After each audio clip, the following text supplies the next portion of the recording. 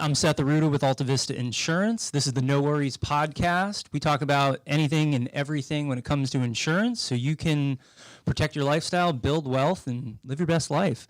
Today, I've got a really exciting guest with me, Ryan DeHart of Pacific Coast Appliance. We're going to talk a little bit about his business. Hopefully, he'll be able to give us some tips about some things that property owners and real estate agents can look at when owning properties and when things break and they need a service provider to help them solve those problems. So, Ryan, thanks for coming over. Appreciate you coming to the office to talk and learn a little bit about what you do. And hopefully, you can kind of tell our audience kind of some tips and maybe some other things to look for when dealing with those hard appliance issues. So just to kind of jump in, before we get started on, just talking about general stuff about, home appliance, kind of want to know how you started in business. How'd you kind of start out and how long you guys been here and what do you guys focus on, like, specifically? Thank you for having me, and I appreciate that. I started out in the home appliance business just doing customer service for parts and then ended up transferring to the tech role where I learned how to fix appliances. I've been doing it since 2010, so coming up on 12 years now. My business partner, Sal, he's been in the industry since he was 17, so he's been doing it for almost about 26 years now. He started out in Sears. And all in all, I transferred down from the Bay Area. The company I worked for, which was doing strictly Sub-Zero Wolf contracting, headquarters was in Claremont Mesa. And that's where I met Sal. And after a few years, he approached me and said, "Do you want to start something on our own?" And here we are. Awesome. So you guys are small business owners here in San Diego now. So you started your own business. That's really cool. As a small business owner, how long have you guys been working here in San Diego specifically? In San Diego, we started the company in 2019 of September, didn't fully go out on our own until July of 2020. So coming up on 3 years of being in business, but really about 2 years of fully being out on our own and doing our own thing. That was an interesting time to kind of start a business. A lot of people at that time weren't really starting businesses in 2020, but you guys managed to actually fill a pretty nice niche with the home appliance repair. A lot of people were home during those times. Yes. Things were breaking, people needed service providers to come out and, look at things and kind of help them with, some of those issues, especially people that were mobile that could actually come to them. So It's actually an interesting, time to start a business, but also it looks like it worked out too. Yes, it was very scary at first. Once March hit and everything that happened, we looked at each other and we were like, maybe we timed this wrong. And then I think once everybody kind of started to realize, like, okay, we're in it for the long haul. This is going to be, something that we're going to deal with for a while. With the way the grocery stores were with everybody stocking up, definitely got to have a fridge working. And if you're living pretty much living and working out of your house, helps when everything works. So it actually made it really easy to transition because, like you said, everybody was home. So scheduling was easier. Nobody canceled. Everybody was available. I mean, it didn't matter if it was last minute, whatever. Everybody was home and available. And it actually, COVID allowed us to propel and actually gave us the opportunity to leave our 9-to-5s and really push Pacific Coast Appliance into being a full-time gig. Yeah, that's great, man. That's, I feel like sometimes, home appliance repair is kind of like one of those things when you're like a doctor and you're in a, a grocery store and people ask you like, "Oh, you're a doctor. Hey, I got this pain in my neck, for the last 6 months. Like, what is it?" It's like the same thing. They know you're in home appliance repair. You're like, "Oh, you do home appliance repair? My refrigerator's been making this weird noise for like the last 8 months." And it's like, "Do you know what that is?" And you're like, "I'd have to come and take a look at it." It's like, so walk me through kind of what some of the things are that you guys really specialize in or what you focus on to kind of do specific home appliance repair for people. Yeah, no, absolutely. So we pretty much specifically do, residential home appliances. So meaning, refrigerators, laundry, dishwasher, oven, stove tops, and microwaves are what we really push towards and specialize in is sealed system repairs, pretty much meaning anything that carries refrigerant. So we do a lot of that. So we're EPA certified for that, as well as we specialize in brazing and soldering and things of that nature. But another niche that we also picked up along the way was doing a lot of the marina repairs. A lot of guys don't like to do it because it's difficult. A lot of times on the boats, it's very custom. So, you take something that, would be normal in somebody's house, and a lot of times they'll modify it to fit on that boat. And a lot of guys don't want to touch it because it is stressful and it's hard. But no, we were able to kind of find a niche in that, and that helped us as well. But mainly any residential home appliance repair we pretty much take care of. We were able to pick up contracts with LG, Electrolux, and Frigidaire. So we are authorized in those brands and can do all warranty work for them. And then anything that's out of warranty, we take care of as well. Yeah, that's a great niche, the marine industry. I used to work on yachts, so I remember having to have all the service guys come out and work on the boats, and you got to be in real tight spaces. Everything's usually custom depending on the boat it is, or putting something in a specific area where they the owner or the engineer wants it or the captain wants something, and it's like you're always doing something like custom work on something like that. So that's a nice niche. But on the other side, you also do the residential repair for people that own property, whether it's, just like a residential home or like their, condo or something. We work with a lot of, real estate agents and, property managers and people that own homes or rental properties. So that's, always having a good resource like somebody that can come in and do home appliance repair that's, easily accessible, that gives good service, that's also, knowledgeable in specific, areas that specialize is really important, because those are a lot of the things that people don't want to touch are the things that you mentioned, like those type of systems in their home. They want to leave those up to the experts, which is good, because when the refrigerator breaks, it's not like most people are like, let me get the manual out, I'm going to fix this like real quick, Yeah. Sometimes, the toilet like leaks or something, you can get your wrench out, you can fix that pretty easily. But the minute, your dishwasher starts making weird noises, it's like, I think it's time to call the home appliance repair people to come out and take a look at it. That's great. Walk me through some of the things that you see in your business that, homeowners or people that own a lot of properties usually run into that kind of get overlooked. Like if you're buying a new home, let's say, or you're buying an investment property, what are some of the most common things that you guys get called out for, usually in like the first 3 months or so? Because I'm sure you get it all the time. Hey, Ryan, I bought this house a month ago. I just moved in. I'm having this issue with X, Y, or Z.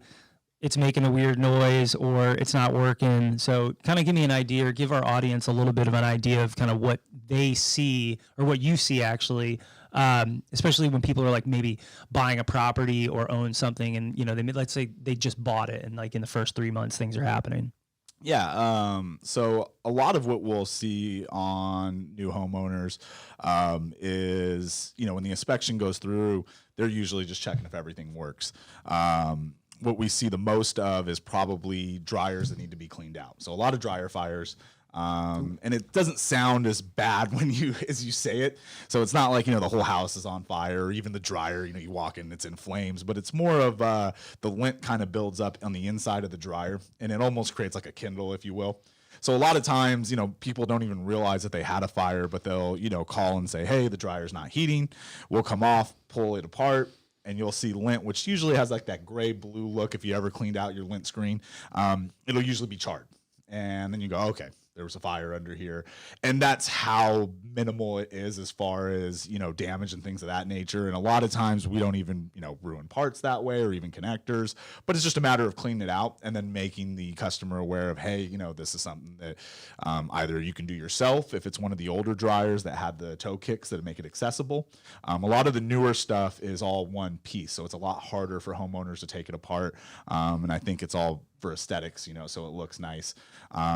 So that's where we come in, where we can take it apart. And then also too is cleaning out the ducts.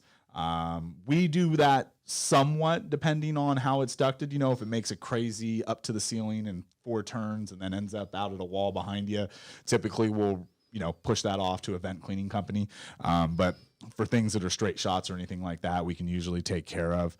And then other than that, the other crazy things we'll run into is if the previous homeowner was a DIYer and did a lot of, custom plumbing, things like that, then we'll run into maybe some issues here and there that, the inspector's not looking for. But I'd probably say laundry is probably the two biggest things, and it's going to be the washer, cleaning out the drain pump, and then cleaning out the dryer vent duct and the dryer fires, which, like I said, aren't as bad as it sounds. We're just talking a little fire that puts itself out, and most of the times there's a what we call a TCO or thermal cutout that will sense the temperature within the dryer, and if it gets too hot, it just completely cuts the heating element out. You can still power it on and have the drum turn, no heating though, and that's just for safety purposes. And like I said, I rarely walk into one where it's house is burnt down and it was the dryer. It's usually just a little kindling underneath, and it's more of it's a safety hazard, but more of just hey, let's get this taken care of. It will, one, obviously no fire in the dryer, and then two, efficiency. Wow. Okay. Yeah. I mean, when it comes to fire, I mean, that's one of the biggest things that people are concerned with, but usually they're thinking about fire outside, but fires inside the house happen all the time. My father-in-law is a firefighter, ex-firefighter, retired now, but he was always, adamant about making sure your dryer was cleaned out because it could always, usually start a fire. He's always, really concerned. Make sure you clean the dryer out all the time, period, every day. So I'm surprised that was a pretty most common thing that you guys find when you're coming into a new home.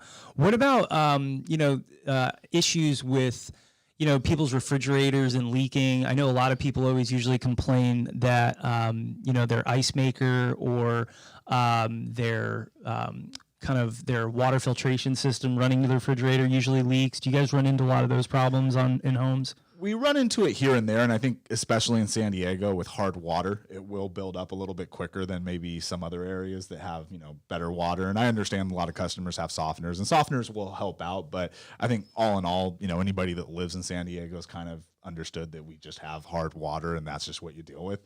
Yeah. So we run into it here and there. I'd say most of our water issues are going to be if you have any plumbing work done, whether it's in your house or maybe just in the neighborhood. If the water is going to be shut off from a certain time or a certain date, what I try to let customers know is to turn the ice maker off. Because what will happen if you get a perfect storm is the ice maker will cycle, call for water, but if the plumbing is shut off, you'll have a residual drip. And that'll start to cause like an ice buildup in the fill tube, which then can create pressure and push the water line off, and then you have water spilling behind the fridge. The other one would be what I recommend for everybody to do as well when it comes to maintenance is if you have, your normal standard fridge that just rolls right out, right down behind it in the back is your what we call the compressor or condenser area. Usually has like a little screen that you want to vacuum off that will build up lint. What will happen is a lot of the water lines are plastic. So when you have a lot of heat back there, especially because the compressor is a motor that gets hot, that plastic gets brittle. And once it gets brittle, it starts to spring these leaks. And, as crazy as it sounds, I think sometimes the bigger leaks are better because you see it right away. And most of the times, if you're home, boom, right there, big leak. Okay, cool. We got a problem. Call a plumber, appliance person, whatever, in that type of scenario. But when you have a little, pin leak that's just hissing out, by the time you usually notice it, cabinets are warped, or if you have hardwood floors, those are ruined, or usually those small ones you don't notice until it's too late. So that's another thing that we tell everybody as far as maintenance goes is, pull your fridge out, make sure you vacuum that condenser area. And that is where, depending on the fridge you have, I would refer people to the manual because it'll tell you where that's located at.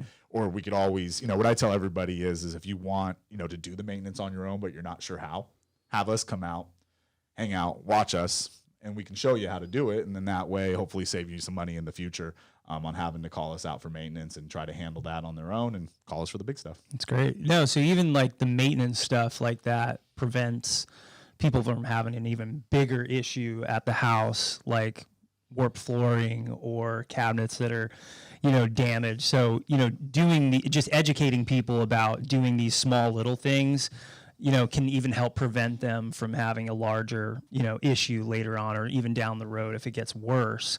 I know sometimes people don't want to really, do certain things because, obviously it doesn't really affect them, at the time, because, they look at it as, oh, what's a little bit of dust, what's a little bit of this, I'll get to it later. But doing routine maintenance like that obviously improves the chance that they're not going to have a larger issue in the future. And that's just good, education that you guys bring to your consumers and clients that you guys meet with, to kind of just let them know, like, hey, these are things that you can do that are really simple, really easy. These little routine things just periodically are going to help you prevent you from getting larger issues in the future. So Right. And you guys do a lot of that kind of like because I'm sure a lot of people don't even know about that. I'm sure most people, when they buy a home or they own a home, it's like they get all new stuff, or sometimes the appliances come with the home. Right. And they really don't know how much use they've had, what age they are, or, if they've had any prior issues. So they're just kind of, living in the home and using all of the appliances. And then when something happens, then they call you guys out to come and look at it. But it's good that you guys are kind of doing some of that, education, and kind of giving people some of that information up front, like while you're there, to kind of just let them know, hey, these are some things that you really should be doing to avoid us from coming out all the time to, fix something. And it can kind of also help prevent something in the future. What are some big things that you guys work on or repair or replace, as far as like, big items or big projects that maybe take a little bit longer, a little bit more complicated for people to really kind of do? I'd say one of our biggest projects that we do, and it doesn't come up too often, but it does come up enough that, it takes about half of a day for us, and that's rebuilding wine coolers. It's a real common one. They're under-counter wine coolers. And, with refrigerant, most of the times it's going to be copper and aluminum is what they use. Sometimes some steel lines, but a lot of the under-counter wine cooler units will use copper lines and things of that nature. So, corrosion happens at a much higher temperature. So, when you're talking about an evaporator that gets cold, if it's for a refrigerator or, say, a wine cooler, we keep those temperatures higher, so you're going to have corrosion. And when corrosion happens on copper, it's going to spring a leak eventually. With those being said, those are something that we have to split the unit apart, and we have to cut out a bunch of copper and then put in new motors and evaporators and weld all those in. Generally takes about 4 to 5 hours, and I'd say that's probably our biggest project. And then other than that, we get a lot of conversions on new gas ranges that are being sold depending on where you live. If you're, in the hills of Vista or Ramona, Fallbrook, Bonsall, anything like that, where you may be, having to go from natural gas to liquid propane.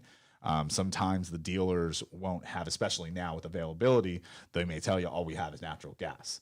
Go ahead and buy it, and then it can be converted. And then that's more tedious than anything. It just takes time, though, because you have to go through each orifice, make sure you're converting it from natural to propane, and then obviously checking to make sure we don't have gas leaks at the end. Right.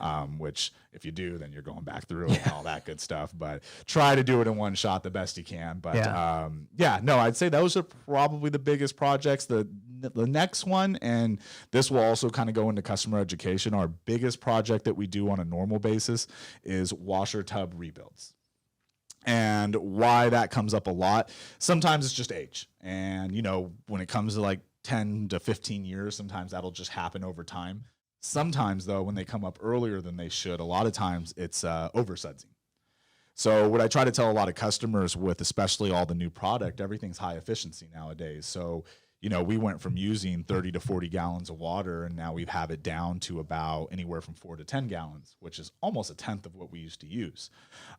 Anybody that has kids or, takes bubble baths, you pull the cork, hardest thing to drain, soap. It's what gets left over. So in a washer, a lot of the times, that soap, when you oversuds it, it doesn't drain out, and it starts to seep into the bearings and will start to ruin. And that's when we get the phone call, or if anybody's ever ran their washer on a spin cycle and goes, man, it sounds like an airplane or a jet's taking off. That's an indication that the metal's starting to rub on each other. So we'll come across that a lot. And I try to preach to everybody, don't go buy the min-max lines, 2 tablespoons max. You probably won't need more than that. And, even like the pods, if you use pods, if you look on the back of theirs, they'll say full load, throw 3 pods in there. And I'm like, whoa, no, way too much soap.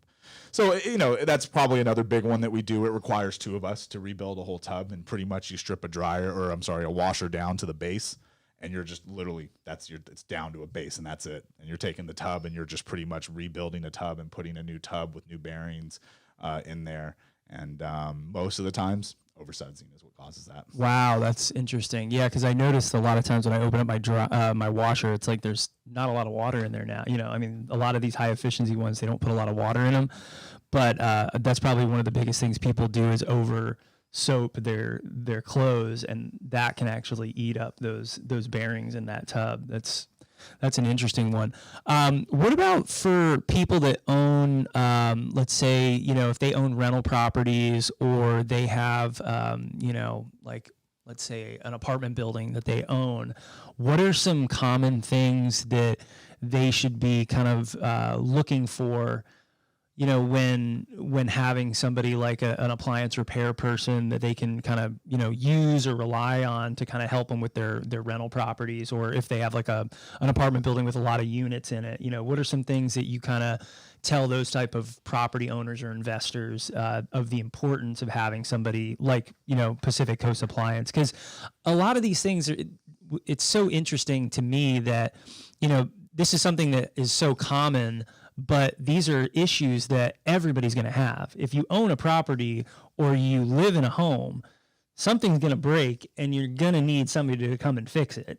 And Absolutely. having somebody like locally that they can work with, that's easy to get a hold of, that has a well-oiled system and is also, knowledgeable and honest and, willing to kind of educate people. What do you tell, people that have a lot of properties, what they should be looking for when trying to choose a service appliance provider? Honestly, transparency and communication. As crazy as it sounds, I think the hardest part of our job is always going to be diagnostics. Figuring out what's wrong is the toughest part. But once you know what's wrong, then it's just replacing it. It's either easy or hard, but it is what it is. It's kind of straightforward. And, thankfully to the internet and YouTube, you can find a lot of that information out, but it's just knowing what's wrong with it and what needs to be replaced. So when I, tell these property managers, or if, you do the Airbnb rentals, vacation rentals, apartment buildings, or just even simple landlords that maybe have a couple properties that rent out, transparency and communication. You want good customer service. It's one of the biggest reasons why we started our own, so we can control quality. And transparency. You want to know that whatever we're saying that we fix is what we did fix, and that we're actually putting those parts in. So it's standing by your work and just being fully transparent with the homeowner. And just letting them know, hey, this is what it is, or, hey, this is what you can do to prevent this. Heck, I've been on a dishwasher where, we're just trying to do a simple, fix a clogged air gap. And it's nothing major. You go underneath and you go, hey, you got a drip here. You might want to take care of that. And it's not even in my, ballpark of what I do or spec of what I do, or scope, I should say. But it's like, hey, you should probably call a plumber. I just noticed, that line is leaking, or that line's a little corroded. I did tighten it, the drip stopped, but you may want to have someone out here. And it's just things like that. If you can try to save people money in the long run on those small things, rather than just, oh, that's not my territory, I'm just going to fix the dishwasher. If it leaks and ruins their cabinets, it is what it is. I think that goes a long way as far as, just showing people that you're an honest, transparent company that likes to, communicate and, do right by your customers the best you can. And I think it all comes back as well. Yeah, no, absolutely. I think anybody that owns a property, but even especially like investors or property owners, that can be a large cost, because if you've got a lot of units or a lot of properties, there's a lot of appliances in them, and that out-of-pocket expense for people when things are breaking and need repair. When you're looking at what you're budgeting for your expenses on your investment properties, it can be a large expense to kind of keep up with when you're trying to maintain your investment properties. So I think it's important to have somebody that is knowledgeable, but also has a really good depth of knowledge when it comes to understanding what the problems are, how they can solve them quickly for you, having that transparency to kind of just educate you on the things that you can do to to avoid larger disasters in the future, but also having somebody that's, a resource that you can rely on when things do break and you really need to have somebody come in and service them. And do you offer any type of like specific like service contracts for people that have like large like portfolios, or if they have like a 5 or 6 rental properties and it's like we'll take care of all of them for you, like something like that? We do. With property management companies, we do have like these account terms and things of that nature that we work with. And so, yeah, we're always willing to set that up. And it's we don't, if we're at a property that, let's just say, has 5 units and we're going to do all 5 that day, there's no need to have a trip charge on each one because we're already there. So it's just then working into a reasonable deal that covers everybody and make sure, obviously the name of the game is making money, but at the same time, we do want to sleep at night and not have to look over our shoulders and be pretty honest about it. And that once again goes into, not leading somebody down to spending thousands of dollars on something that's not worth spending thousands of dollars on fixing. Sometimes it's not fun to hear, hey, you should get a new one, but sometimes it's better to hear time to walk away and get a new one. Or sometimes it's good to hear that, hey, you don't have to get a new one. We can fix this, and it's that transparency. And so, absolutely. We do offer though, terms and contracts depending on, the property manager, the size, things of that nature. We do try to build a little bit of a relationship first. With us being a small business, it's not like, I have anybody running credit checks or anything like that. We a little old school. We do it off the whole, kind of faith rule, but we do like to build a relationship with those. No, that's great. You guys are a local business here in San Diego, and obviously, you want to grow and also help people, but it's good to be, also caring and, try to solve people's problems efficiently and effectively and just be, upfront and honest with people. I wanted to ask you something real quick before we end about, we talked about parts and, you're always talking about for appliances, you got to order stuff and, be there with the right part and know this needs this or that. How is the supply chain issues kind of affecting what you guys do, and also the wait times? Like if somebody's refrigerator needs something and like the parts taking, a couple of days or, weeks to come in, and, their ice cream and their, frozen TV dinners are, melting. What are you guys looking at as far as like issues with the supply chain on parts and things? Because everything, I'm sure you guys, kind of work with. The majority of the parts are probably not made in the United States, right? Correct. Yeah. So that's been kind of tough.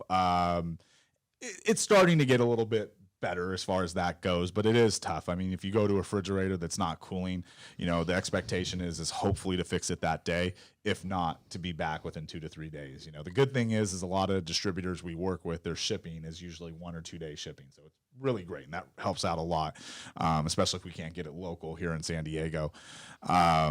But there are some times where, hey, this refrigerator isn't cooling. That part is back ordered. That's really essential to fixing it for, let's say, anywhere from 2 weeks to 30 days. That's tough to live without a refrigerator for that long. What I call it is you're pretty much camping in your home at that point because you're kind of living out of a cooler. So, at that point, that's when we make the recommendation, hey, if you are going to go forward with the repair and not replace this unit, recommend maybe getting a mini fridge. Garage refrigerators aren't a bad idea to have, and when I tell people to go garage refrigerators, keep it simple, top mount freezers with the fridge on the bottom. Very simple product.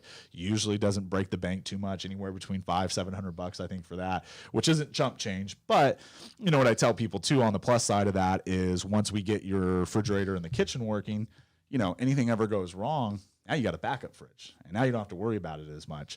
You got another fridge now. You can fill it with more stuff. Beer fridge, right? And then on the other side of that, which I didn't think of until it really started to come up, is we would go to units that were 11, 12 years old that a customer may have purchased for $1,800, $2,300, and the repair is going to be $1,100. And so at that point, that's when I say, hey, you probably should go get a new one.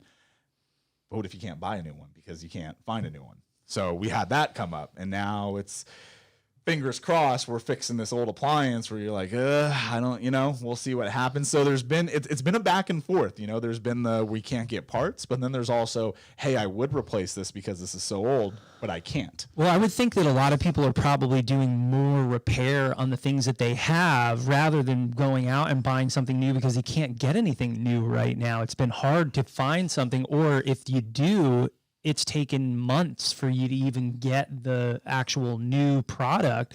So people are probably stuck with the fact that it's like, hey, we've got this old appliance. Let's just fix it for $500, $800 and we'll have it done in a couple of days. And we're not waiting 3 months to get a new one because they don't have the one that we want or the one that is actually going to fit in our actual home. Yeah, the fitting part is probably the one we run into the most. And it's, either the one they can get is too big or too small. And, same thing, just, I hate to keep harping on it, but it's where it comes back to service and transparency. I'll tell customers, like, I understand that maybe you can't find a new one, but, this unit was only supposed to go 10, 15 and it's 17 years old. And I'll say, at that point, good money after bad is still good money after bad, and that's when I still will throw out, why don't you get, a smaller fridge and either, put it in the hole. It may not look nice, and then put the fridge you want on order and right back to the top mount freezer, $500-$700. Because at the end of the day, if my repair's $1,000, but you can get a brand new fridge that can easily go in your garage for $700, in my opinion, I think it's well worth it. But our job isn't to make those decisions for anyone. Really, our job is to provide the most information that we can, so that the customer then can at least feel like whatever decision they made was the best educated decision that they can. And there's always reasons on why people do or don't. And I get it, and we're there to go down. What I tell my customers is, any rabbit hole you want to go down, I'll go down with you. I just want to make sure that they fully understand the pros and cons of it, and then we try to do our best to do right by it. And yeah, no, there was a lot of units we repaired that we probably wouldn't have, and honestly, I don't think the customer would have. But like you said, couldn't find something, and at that point, you just really cross your fingers on it, and you hope that that the parts that are coming out are good, and that the parts that we put in will take care of the problem, not just short term, but long term. Anytime I charge large dollar amounts, I want that repair to last, and small dollar amounts as well. I mean, we want the repairs to last, period. But I want to make sure that when the customer's put in a tough position or a predicament, that we can at least all walk away going, man, we all did our best, and I think we're going to be okay. Yeah, no, I think that's a nice thing about, a business like yours, entrepreneurs and people that are, really passionate about what they do. They don't really feel like they're, running a business and, selling. They want to, provide really good education to people and value so they can make the best decision possible about whatever they're going to, need to do in the future, whether it's repair or replace their appliance, buy something new, change something out. And I think that's just one of the ways that people look at their business differently than others do is, how can I provide value? How can I solve somebody's problem really easily and, hassle-free so they can go live their life and not have to worry about these things. They've got resources available to them, whether they're, a real estate agent or, a property manager or just a homeowner, and they just want to solve that problem quickly and move on to, their life and, live their best life. I think that's really, really important when you have, a service business, like yours. You want to be, transparent, you want to add value, you want to solve people's problems, but you also want to be upfront, honest, and, give people all the education that you can so they can just make the best decisions. I mean, I think that's the most important thing. That's what I always try to do with my clients. I know other entrepreneurs that are in business that do the same thing, and that's usually the same common theme I hear from everybody is they want to give the best education to their clients possible so they can make the best decisions.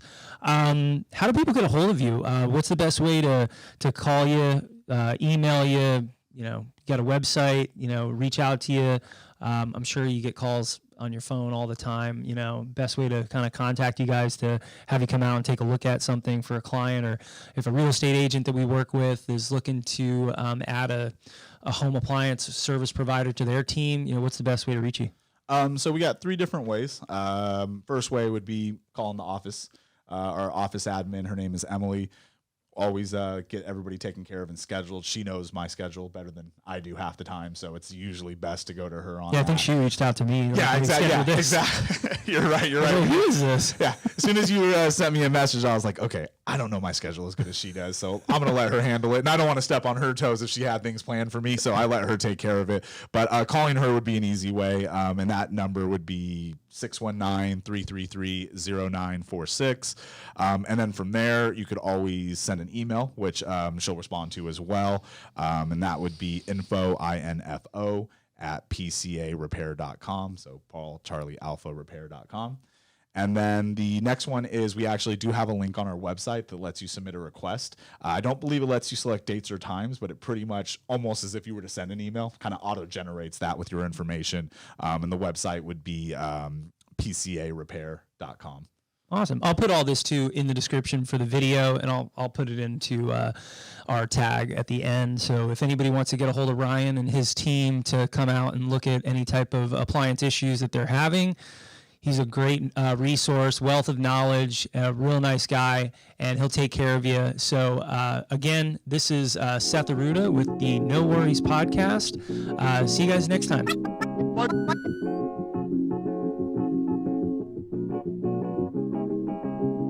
Like